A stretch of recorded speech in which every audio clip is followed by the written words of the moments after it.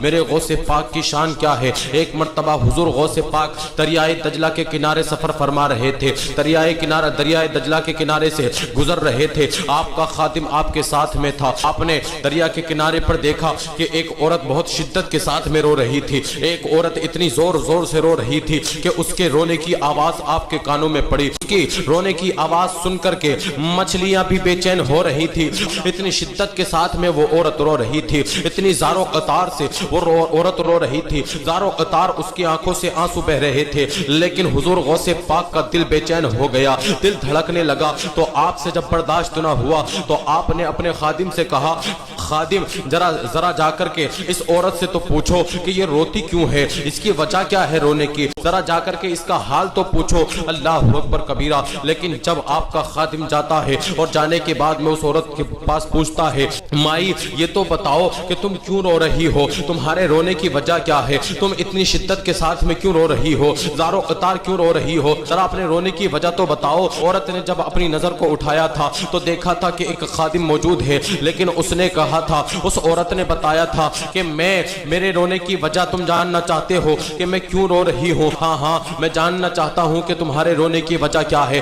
اس نے کہا تھا تو میں جوانی کے عالم میں ہی بدوا ہو گئی تھی، لیکن جب میرے شوہر کا انتقال ہو گیا تو میرا شوہر میرے پاس ایک نشانی چھوڑ گیا تھا، میرے بیٹے کی شکل میں، ایک لڑکے کی شکل میں۔ جب میرا بچہ پیدا ہوا تو اتنا خوبصورت بچہ تھا، اتنا شاندار بچہ تھا، وہ میرے جگر کا ٹکڑا تھا، وہ میرے خوبصورت بچہ تھا، وہ میرا پیارا بچہ تھا، بہت ہی زیادہ میں پیار کرتی تھی اپنے اس بچے سے۔ اللہ اکبر کبیرہ۔ وہ اپنا درد بیان کر رہی تھی اور اس نے کہا کہ جب میرا بچہ بڑا ہو گیا میں نے اسے پال پوس کر کے بڑا کیا، میں لوگوں کے یہاں کام کرنے کے لیے جاتی تھی، محنت مزدوریاں کرتی تھی، اور میں اس سے جو حاصل کرتی تھی وہ میرا بیٹا بھی کھاتا تھا، میں بھی کھاتی تھی، ہم دونوں کی زندگی یوں ہی گزر بسر ہو رہی تھی۔ لیکن جب جوانی کے عالم میں، جوانی کی دہلیز پہ اس نے قدم رکھا تو میں نے اپنے بیٹے کے لیے ایک لڑکی کی تلاش شروع کر دی، ایک دلہن کی تلاش شروع کر دی۔ لیکن جب تلاش مکمل ہو گئی تو میں نے اپنے بچے کو دلہا بنایا اور دلہا بنا کر کے باراتیوں کے ساتھ میں روانہ کر دیا۔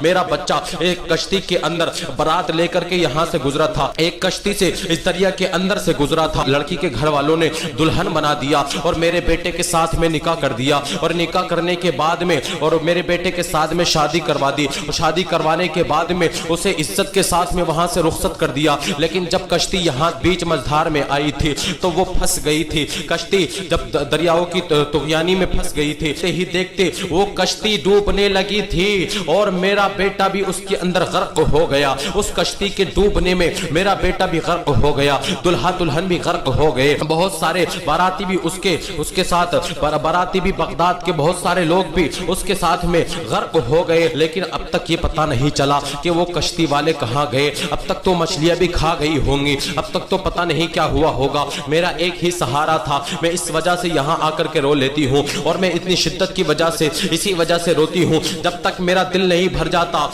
جب تک میرا رو کر کے دل نہیں بھر جاتا، میں چپ نہیں ہوتی ہوں اور میں یہاں سے نہیں جاتی ہوں۔ میں اس لیے روتی ہوں کہ میرا ایک ہی سہارا تھا، وہ بھی چلا گیا، تو اب میں کس کے سہارے جیوں؟ اللہ اکبر کبیرہ۔ خادم کی آنکھوں سے آنسو چھلک پڑے اور اس نے آ کر کے حضور غوث پاک سے آ کے بتایا اور کہنے لگا، حضور ماجرا یہ ہے، معاملہ یہ ہے کہ اس عورت کا معاملہ یہ ہے، سارا ماجرا بتا دیا۔ خادم نے آ کر کے حضور غوث پاک اس عورت کے قریب میں جاتے ہیں، سامنے جا کر کے پوچھتے ہیں، او مائی ذرا یہ تو بتاؤ وہ کشتی ڈوبی کہاں تھی؟ عورت نے کہا تھا، بیٹا میں یہ تو نہیں جانتی، ہاں البتہ لوگ اتنا بتاتے ہیں کہ وہ کشتی یہیں پہ ڈوبی تھی۔ جب اس کے انگلی کا اشارہ دیکھا اور حضور غوث پاک نے اپنی انگشت مبارک سے اشارہ کر کے ارشاد فرمایا، اے 12 سال کی ڈوبی ہوئی کشتی باہر نکل جا۔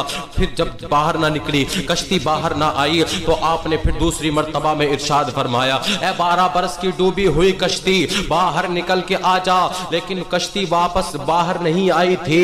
پھر آپ نے تیسری مرتبہ میں ارشاد فرمایا، اے 12 سال کی ڈوبی ہوئی کشتی باہر نکل آ جا۔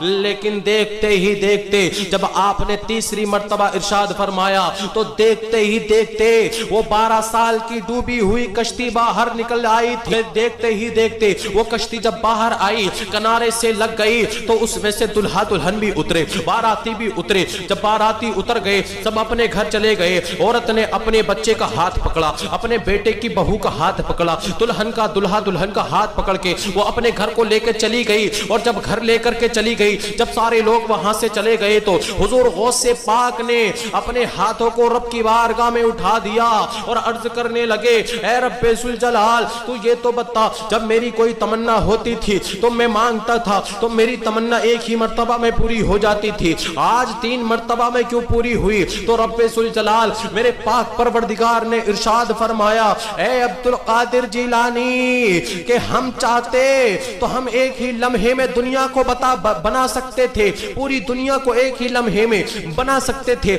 लेकिन हमारा उसूल है, हमने पूरी दुनिया को 6 दिन में बनाया है। पहली मर्तबा कहा था 12 साल की डूबी हुई कश्ती बाहर आ जा, तो उस वक्त हमने गोश्त को बनाना शुरू किया, बारातियों और दुल्हा दुल्हन के गोश्त को मछलियां खा गई थी, हमने गोश्त को बनाना शुरू किया। जब तुमने दूसरी मर्तबा कहा 12 साल की डूबी हुई कश्ती बाहर आ जा, तो हमने दुल्हा दुल्हन को और बारातियों को सजाना शुरू किया, बारात को सजाना शुरू किया। और जब तुमने तीसरी मर्तबा कहा था तो हमने डूबी हुई 12 साल की कश्ती को ऊपर निकाल दिया था।